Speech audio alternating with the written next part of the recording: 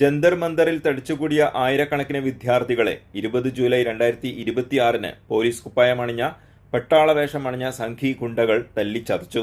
രാജ്യമെങ്ങും പ്രതിഷേധം അലയടിച്ചു. ജാതിമത ഭേദമന്യേ ഒരു രാജ്യത്തെ യുവജനത ന്യായമായ ഒരു ആവശ്യത്തിനായിട്ട് അതിന്റെ തലസ്ഥാന നഗരിയിൽ പ്രതിഷേധത്തിനായി സമ്മേളിക്കുകയും അതിനെ കണ്ണിൽ ചോരയില്ലാതെ ഭരണകൂടം അടിച്ചോടിക്കുകയും ചെയ്യുന്നത് കണ്ടിട്ടും നമ്മുടെ താരരാജാക്കന്മാരും ശിങ്കിടികളും ഇപ്പോഴും മൗനത്തിലാണ്. അല്ലയോ തമ്പ്രാക്കന്മാരെ, അവർ അവിടെ കൂടിയിട്ടുള്ളത് ചുംബന സമരത്തിൽ പങ്കെടുക്കാനല്ല എന്ന് ഓർമ്മിപ്പിച്ചോട്ടെ. ലെസ്ബിയൻ കപ്പിൾസിനെ അംഗീകരിക്കണമെന്ന് പറയാനുമല്ല, മതപരമായ ആവശ്യങ്ങൾ നേടിയെടുക്കാനുമല്ല.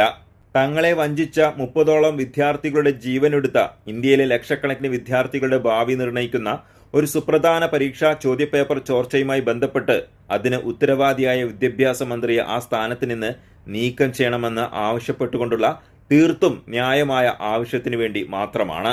ആ ആവശ്യത്തിന് പോലും ഒരു പിന്തുണ വാക്കുകൊണ്ട് പറ്റില്ലെങ്കിൽ ഒരു സോഷ്യൽ മീഡിയ പോസ്റ്റ് ആയെങ്കിലും പങ്കുവെക്കാനുള്ള ധൈര്യം പോലും ഇല്ലാത്ത വിധം നട്ടല് വാഴപ്പിണ്ടി ആയവരാണോ നമ്മുടെ ആറാം തമ്പുരാനും പഴശ്ശിരാജയും ഒക്കെ?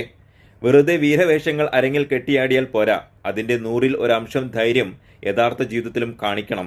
കിട്ടേണ്ട പുരസ്കാരങ്ങളൊക്കെ കിട്ടിയില്ലേ, ഇനിയെങ്കിലും മൗനം വെടിഞ്ഞുകൂടെ? ഇനി വേറെ ഒരു യൂത്ത് ഐക്കണുണ്ട്. ധൈര്യശാലിയായ ഒരു രാജാവിൻ്റെ പേരാണ് അദ്ദേഹത്തിന്.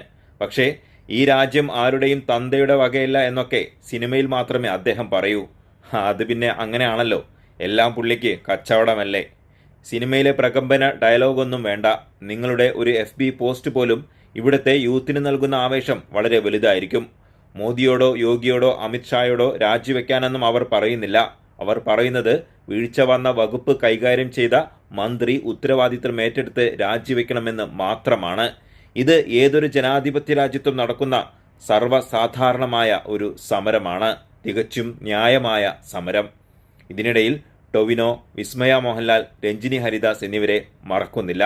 അവർ കാണിച്ച ധൈര്യത്തിനും നിലപാടിനും 1000 പൂച്ചെണ്ടുകൾ.